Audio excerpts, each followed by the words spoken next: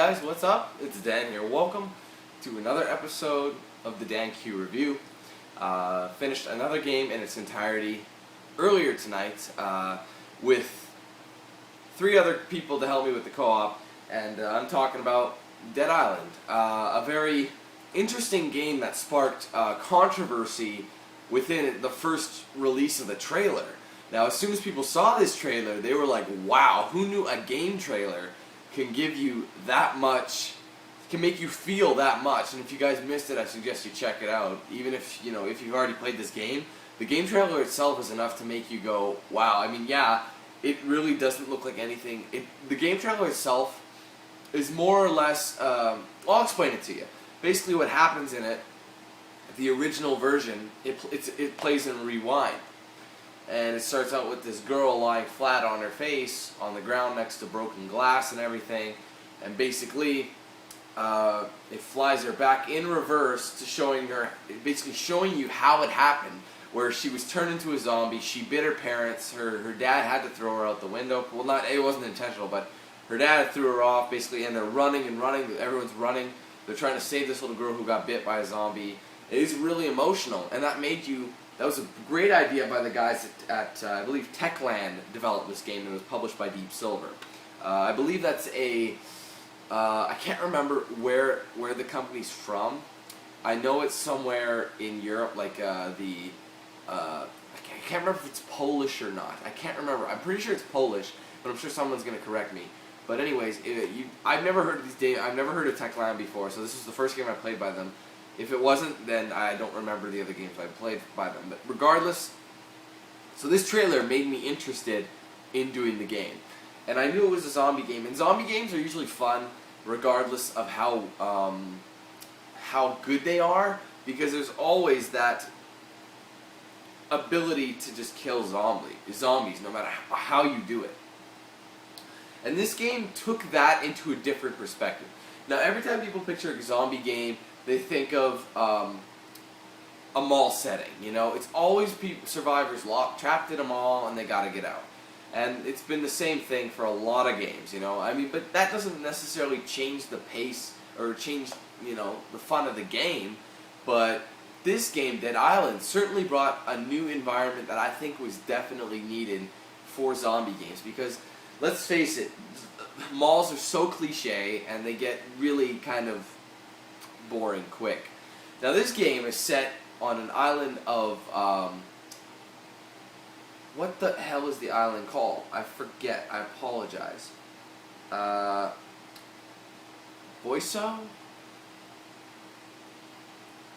Hold on a minute. It should say here.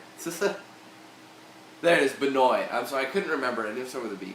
But it's you're on this island of Benoy, which is basically a luxury tropical resort for people to enjoy. It's an island.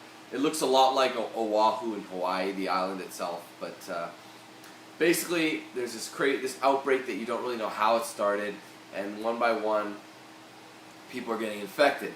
And basically, in order to get how it happened, you have to watch the trailers of this game. If you haven't seen a single trailer of Dead Island and you jump right into the game, you'll be a little confused, because pretty much you start with one of 4 characters. I don't know if I can put them on if they're here, but I can. There's Sam B, Xiao Mei, Logan, and what's her name? I can't remember. We never used her in the playthrough, but she's the black female character, Peruma or something like that. But anyways, you have 4 different characters, completely different from each other. They have a brief bio on what they were doing at the resort and what their history is. And each character itself has a set of special abilities that may choose right for you. Like Sam B is the heavy guy, meaning he can take down bigger enemies without taking much damage. So he's got he's the big guy. And then you've got Xiao Mei, and she's the hand-to-hand combat with the melees and the blade weaponry, blade mastery. And you had Logan, who was basically a long-range guy. So he was mainly good, had special skills for guns and things like that. And Haruma, I wish I remembered her name, but I don't remember what her specialty was. but we never used her. So we had 2 Sam Bs in the game, which was kind of funny. I thought you had to choose. I didn't know you could choose multiple characters. Be the same character. I think it could be all of them. But anyways, the character I chose was Zhao Mei because I prefer weapon melee fighting. I prefer the knife, combat as opposed to just shooting. It was interesting. It was a lot better for me. So I chose Zhao Mei for that experience. So regardless of what people chose, I wanted Zhao Mei. I hope I'm saying that right. I believe it's Zhao Mei or Zhai Mei or whatever it is. Now, this game is honestly probably guaranteed you have to play it in co-op. I mean, if you don't, I'll bet you anything you probably get swarmed pretty quickly, and it just wouldn't be as fun. Like, to be honest with you guys, zombie games are, like I said, kind of repetitive. They're all the same, cliche. But when you have someone there, it doesn't make a difference. It's all about how you kill them, what happens. It's all, the game's fun is based on events. So what happens? I mean, if you just played through it single player, I'd probably be pretty bored of it, to be honest with you. But the fact that I had 3 other people to help me, not only wasn't I all worried about dying, I wasn't worried about, getting lost. I wasn't worried about there being a boring time. I knew that if I had 3 people to help me, 3 people to talk to, laugh with, that sort of thing, I knew for a fact that it would be a good time. And it was for me, which was good, and that's what I was hoping for. Now, the game's gameplay itself is actually quite different compared to other zombie games. Most zombie games are third person. This was a first person game. Controls are actually relatively basic. They're really easy to get into. You have a level. It's kind of like it kind of mixes RPG style in it. So you can level up your character with different abilities to whatever you prefer. Like I said, each character has their own specific skills and movesets. Well, not movesets, sorry, but skills and abilities that allow you to increase your chances or better your chances at defeating these zombies. And another thing I liked about it, like I said, the more you played, the more you leveled up, and the better you will be. I've noticed that at the beginning, it wasn't as fun because I found that the weapons were breaking really easily. Your weapons were breaking, and these weapons were so basic, like a paddle, for example. It broke right away. It did barely any damage. Although that's what you get early on, and as you get higher and higher level, it's a lot easier to kill zombies, and you get better skills. You unlock different moves, things like that to really help you in defeating these enemies. Now, I've noticed that, what surprised me was the amount of how big this whole area was. It pretty much is a free roam environment. Yes, like I said, a lot of zombie games are like that, but this one was different. It was unique. It was very detailed. Like when you look at a mall, all you really have to do is make a bunch of fake stores and throw them in one zone. But this one was unique. It had hills. It had you had like off-road sections. You had the hotel itself. You had islands. You like transported from different places as you progress through the story mode. Now, one thing I was a little unsure about was side missions. We never really did many. We just did a few here and there when they were pertinent to the main story. But we did do a couple. Honestly, the thing with the side missions, they're just for experience. They really are. I mean, they don't affect the main storyline whatsoever. They don't take long. They don't really give you much experience. What you're doing, it's basically a lot of legwork. And you get just a tiny bit of experience from it. That's the thing. That's what kind of took me off of side missions. We never really did much. We did a few at the beginning. We did a few in the middle. Just a couple here and there. We didn't go out of our way to do everyone's mission, because whenever you went to a safe house, there were at least like 10 survivors who had a side mission for you to do. And I don't know how many safe houses there were. I think there were 4 or 5 in the game. Don't hold me to that. But that's a lot of side missions to do. And not only that, but you've also found a lot of survivors in need of your help along the way. So there could be like someone in the middle of nowhere. Like I remember at one point, we were driving, we were on the main mission, and on the side of the road was this woman who needed help because her husband had flipped their car and it was stuck under, and you had to help him out by defending her from the zombies and pulling open the door. It took like 10 seconds or something. It was like a 50-second thing, and you were done it. And you got, like I said, that was one of the easier ones, and you got quick 400 experience. But is it really worth it when you could just bash zombies left and right to get your experience. That's the thing I'm saying. Now, before we get into more of the negative, I want to talk more about the positive. Now, like I said, we did 3 people. Now, the cool thing about this game is that it is not only is it online co-op, but it's also on your console. So you can do 4 players on one console. You don't have to do Xbox Live if you don't want to. But you can also do System Link as well. It's very co-op oriented, which is really neat. And the fact that it was co-op, I knew I had to do it. It was so co-op oriented. I knew I had to, experience it. Because I'll bet you I could do the single player, but like I said, I probably would have given this game a really low score. Because honestly, by yourself, it's not fun. Because every time I got separated from the group, I was freaking out. I felt all alone, and I was all scared. But when you get in your group of people, you feel comfort. You're like, now I can really just have fun and play the game the way it's meant to be played. So really, that's what I like the most. The co-op aspect of it was really great.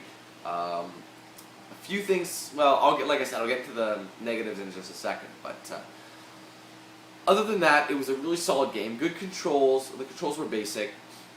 The storyline was cliche. I know I'm using that word a lot, but that's what it is. But the setting itself is what really did it for me. The environment. I love the tropical atmospheres. There was great scenery throughout. There was cool abilities. I also almost forgot to mention, you can drive vehicles very realistically, I might add. It's always first person. But one of the things I didn't like was the fact that you can't look behind you at all. All you can look is basically a 180-degree radius. So front of you, side to side. You can't look behind you, so you can't see where you're going when you're backing up. Your rear view mirror has duct tape on it. Every single vehicle has either the mirror's broken or it's got duct tape, so you can't look in the rear view to see what's behind you. So you're kind of guessing what you're doing. But it was also really cool to ride in these vehicles. Each vehicle, there was different. There was trucks, I believe. There was at one point you get an armored car that you zombify, I like to say, because you put all those the spurs on the wheels and all the bars on the windows, that sort of thing. The cliche, like I said, I'm using the word again. The cliche zombie truck. You drive that. You drive one of my favorite was the Jeep, which had the two spots in the front, one for the driver, one for the passenger, and then 3 in the back, and it was open. It was really cool. I liked it. It was a really good safari vehicle. And since you're on the island of Benoi, which is I can't remember where it is. I know it's fictional, I believe. You're driving on the right side, so that kind of throws you off a little bit because it's accurate to what it would be. But you get used to the control. It's really the controls of the vehicle are really easy. You don't spin out. It's very simple. You don't drift too much. I mean, here and there there'll be a tree coming out of nowhere, and you're like, and you hit the tree, but that's because of the vision. It's realistic. It's first-person view. So I like the fact that they added vehicles. It made things a lot more fun.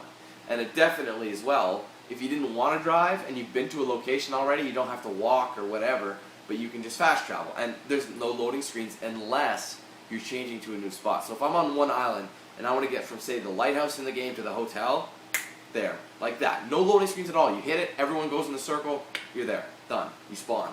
Don't even have to wait like a fraction of a second. It's really phenomenal. So those are the things I really liked about the game. A lot of weapons, a lot of customization.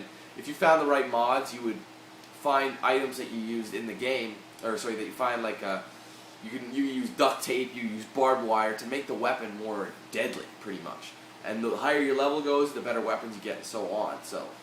Like I said, depending on what character you choose, the weapon you pick will be more effective or less effective.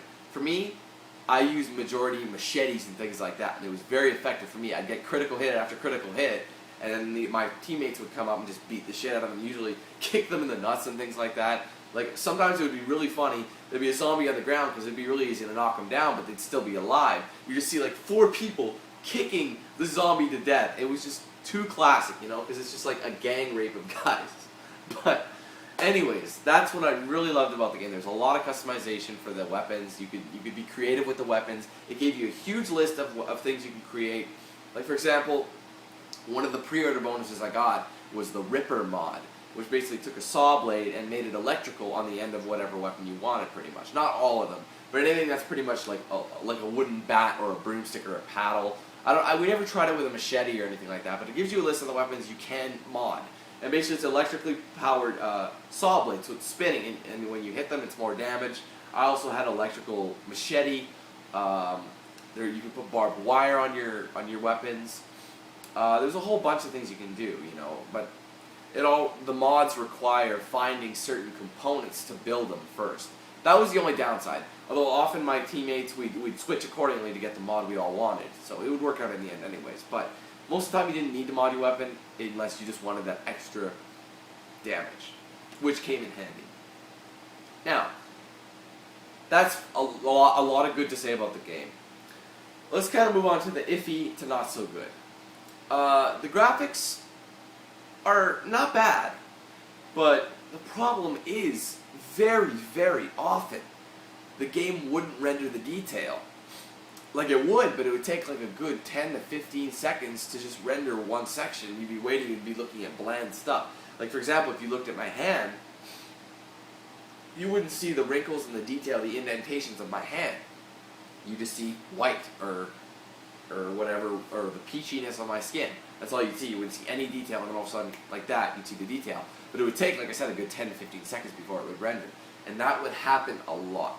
In that retrospect, there were a lot of bugs in this game, more than I'd like to count. So many, in fact, that it made you wonder what the hell the testers were doing with their time. And we laughed about it in the credits section. I don't know if you guys watched it, but I didn't edit out the credits because it was so funny. We were laughing at all this, like the testers and how they even had a job because of all this, how they missed these things. Because there's so many, they were so obvious. That and the fact that everyone had the same name. I'm not even kidding. Go watch it. Everyone's got either the same last name or the same first name. It's ridiculous. I don't know if it was a joke or if that's real, but they need to get more diversity in their names. Whatever. But anyways, so you had the lack of detail at times. You also have a lot of skipping. Excuse me, people. You'd have a lot of skipping, and everyone would have green connection. Oh, I'm so sorry. It's the fact that I'm talking. I apologize for that. Everyone would have a perfect connection, yet you'd see people jumping across the, jumping from here to there. You'd be trying to smack enemies, and the frame rate would drop like crazy. And you'd just be like, oh my god, what's causing this? And you look at the lag, and no one's lagging. Everyone's got a perfectly green connection, 5 green bars all the way through, and you're just like, what the hell's going on? Another bug, like I said, there's a lot of bugs. Sometimes you'd go in for the swing, and you'd be swinging away, and then all of a sudden, nothing would happen. Like, you'd be swinging at an enemy, and all you'd be getting is air. Even though you're right next to a guy, and then eventually, after like 5 or so swings, you'd finally hit the guy. And sometimes, like I said, the frame rate was so bad that it would delay it like crazy, and the lag would delay it. But you got used to it. Now, another thing, we encountered this a few times. Okay, well, for one, it was very funny when it happened because I wasn't expecting it. Trevor lagged out, and when he was the one driving the vehicle, we were up on a friggin' lighthouse pathway to get up to the lighthouse. It's like a big hill. He was turning a corner and he lagged out. We went straight through the through the guardrail on that hill. Floated. We flew. We were literally going like this for a solid 10 seconds, and then all of a sudden we dropped and we died. We were like, what's going on? We realized he lagged out. So whenever people lagged out, you get funny glitches like that. It would just be really random. But it was so funny when it happened because we were just like, what the hell just happened? We were flying. Because we literally were flying. Go check it out. It's early on in the playthrough. I can't remember what part, but check it out. It happens maybe in the 6th or 7th part or something. Don't hold me to that, but it was crazy. And we're just like, holy hell, we can fly. But, little things like that just made the game kind of irritating, Also, one of the glitches we encountered a couple times was sometimes when you're getting in a vehicle, you and your teammate would pick the same spot in the car. And you'd sit inside each other. And basically the person who got in there second, so basically if someone was sitting there already and you still hit each other at the same time, you know what I mean? You hit the entry button at the same time. You would get in at the same time, but the person who was slightly delayed would be sitting in last. That person would be glitched until you either quit or restart a checkpoint. I don't know if that worked, but every time I did it, I had to quit or we had to invite someone else back. It first happened to me. I went for the driver's seat. Someone else went for the driver's seat. I'm like, what the hell? I'm sitting inside you. So I got out. I couldn't hit any command buttons. I couldn't get in a seat. I couldn't go to an upgrade bench. I couldn't open doors. Anything where X was an issue, I couldn't do it. It wouldn't work for me at all. So we had to reload and get everyone back in the room. It happened a few times with the people who were driving. We had to invite them back or whatever the case was. So that was kind of dumb. But in terms of that, the bugs itself were along those lines. I mean, I froze a couple. I think I froze 1 or 2 times. No, I can't remember how many times I froze. I don't know if that had to do with my Xbox or the game itself, but I froze a couple times. Like I said, we had a few people disconnected. Things like that. Now, because of that, it kind of hurts the score of the game, which I hate. I mean, if the testers did what they were paid to do,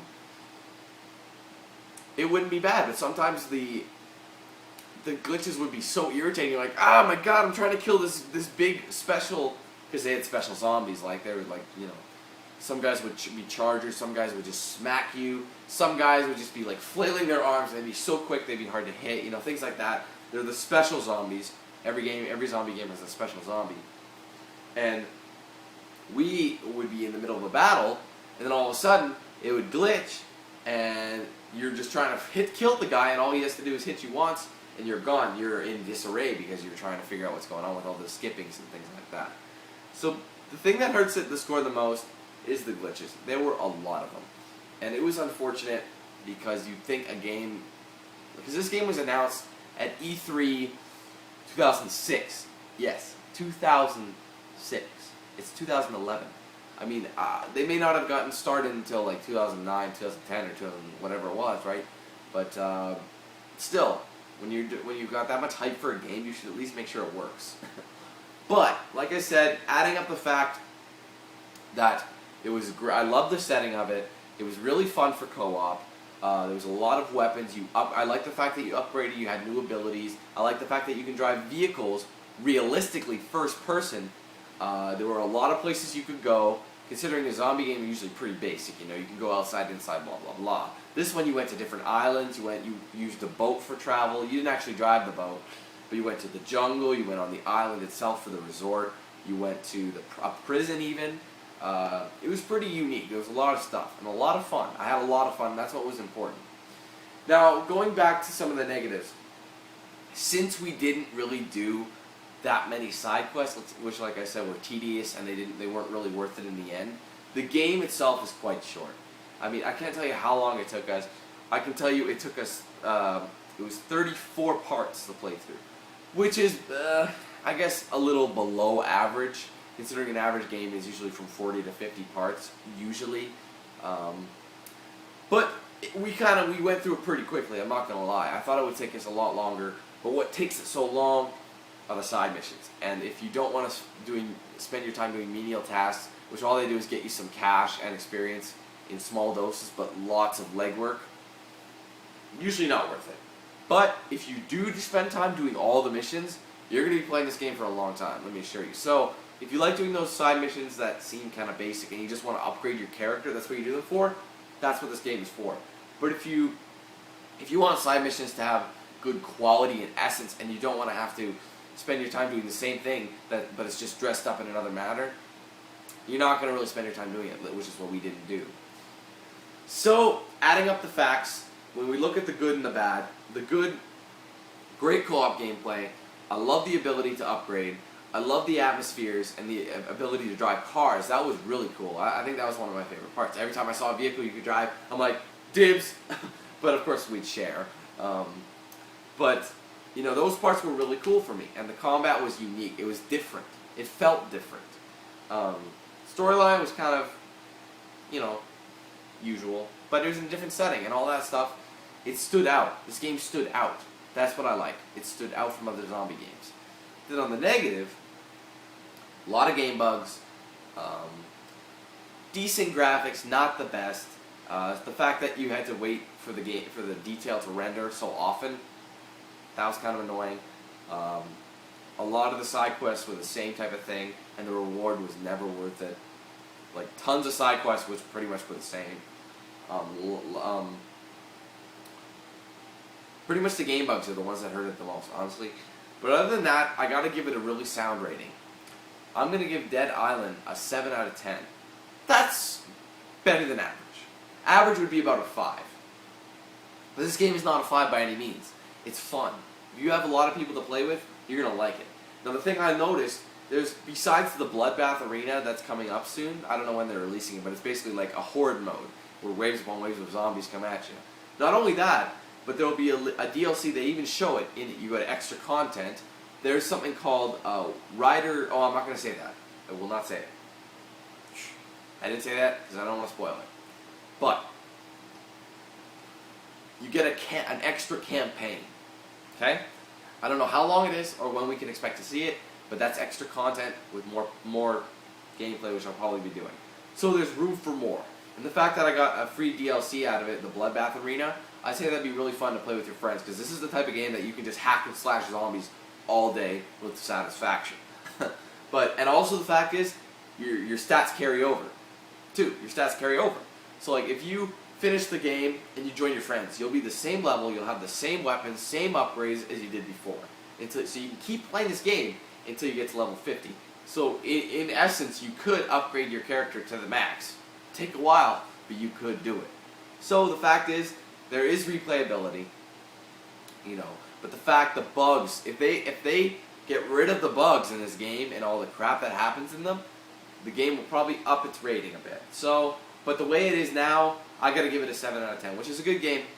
I'd say it's worth a purchase. I mean, if you're strapped for cash and you're like, I'm up in the air about what game I should get, and there's other games that are promising, probably wouldn't necessarily give this one a go.